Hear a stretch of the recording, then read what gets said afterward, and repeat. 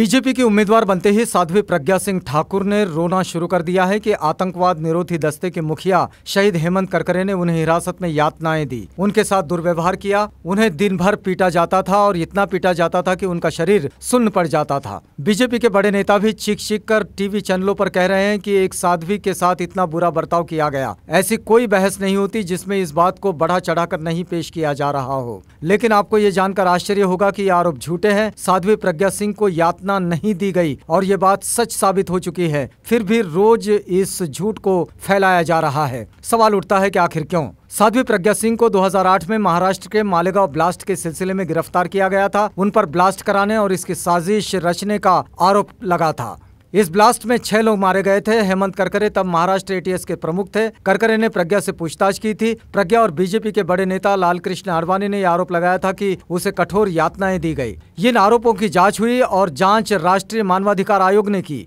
आयोग ने 2015 में ये पाया कि प्रज्ञा के आरोप सही नहीं है और हेमंत करकरे और उनकी टीम को क्लीन चिट दे दी। मुंबई हाईकोर्ट से लेकर सुप्रीम कोर्ट तक में प्रज्ञा को यातना दिए जाने की बात सिद्ध नहीं हो पाई। इस बात की पुष्टि इस मामले में सरकारी वकील रही रोहिणी सालियान ने भी की है। सालियान ने एनडीटीवी को दिए एक इंटरव्यू में कहा है कि निचली अदालत ने प्रज्ञा को यातना दिए जाने या गैर कानूनी तरीके से गिरफ्तार किए जाने का कोई सबूत नहीं पाया है। अदालत के इस फैसले को मुंबई हाईकोर्ट में चुनौती दी गई थी। हाईकोर्ट ने भी प्रज्ञा के आरोपों को सही नहीं माना। हाईकोर्ट ने प्रज्ञा की मेडिकल रिपोर्ट की जांच के बाद कहा कि यातना के आरोप गलत हैं।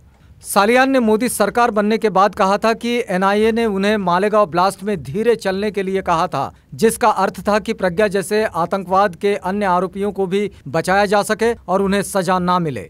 प्रज्ञा सिंह ने इसी सप्ताह मुंबई हमले में शहीद हुए पूर्व एटीएस प्रमुख हेमंत करकरे के लिए ऐसे शब्दों का प्रयोग किया था जो अपमानजनक है। उन्होंने कहा था कि मुंबई एटीएस चीफ हेमंत करकरे का सर्वनाश होगा और ठीक 1.25 महीने में सूतक लगा है। जिस दिन वो जेल गई थी उसी दिन उसे सूतक लग गया था और ठीक 1.25 महीने बाद इसको आतंकवादियों ने मार डाला और उसका अंत हो गया। हालांकि चौतरफा दबाव पड़ने के बाद प्रज्ञा ठाकुर ने अपना बयान वापस ले लिया। प्रज्ञा ठाकुर ने बयान तो वापस ले लिया पर प्रज्ञा के मन में कोई पश्चाताप नहीं दिखता। शहीद करकरे पर उनके भद्दे और घिनौने बयान के बाद जिस तरह से देश में गुस्सा फैला, उससे डरकर बीजेपी ने बयान वापस दिलवाया है। आपको बता दें कि 9 सितंबर 2008 को उत्तरी महाराष्ट्र के मालेगांव के मुस्लिम बहुल इलाके में हुए बम विस्फोट के मामले में साध्वी प्रज्ञा ठाकुर को एटीएस ने अक्टूबर 2008 में 11 संदिग्ध लोगों के साथ गिरफ्तार किया था। इसमें सभी अभियुक्त मनुवादी थे। 11 अभियुक्तों में प्रज्ञा के साथ स्वामी अमृतानंद उर्फ दयानंद पांडे,